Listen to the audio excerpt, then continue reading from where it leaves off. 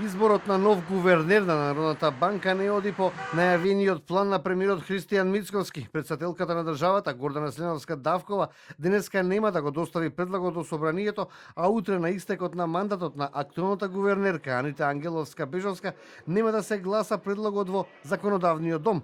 На шефицата на државата и требали уште неколку дена да размисли кој да ја води монетарната политика на земјава.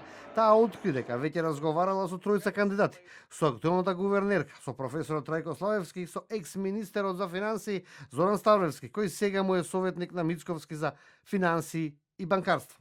Кој да биде од нив, Силјановска вели ќе биде изворен гувернер. Деновиве ќе го поднесам предлогот. Причината е мојот долг, плоден разговор со тројцата потенцијални кандидати. Сите се извонредни. Ме запознаа со она што го правеле во животот, со биографиите, дополнително ќе ги достават. Кога разговарате со секој од нив повеќе од час и половина, во голема дилема сте.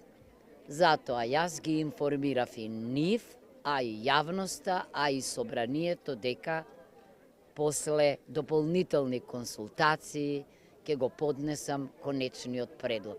На Анита Ангеловска-Бежовска утре е последен ден од 7-годишниот мандат, но според законот таа ќе ја врши функцијата се до избор на нов шеф на Централната банка. За изборот на гувернер се потребен 61 пратеник во собранието да гласаат за.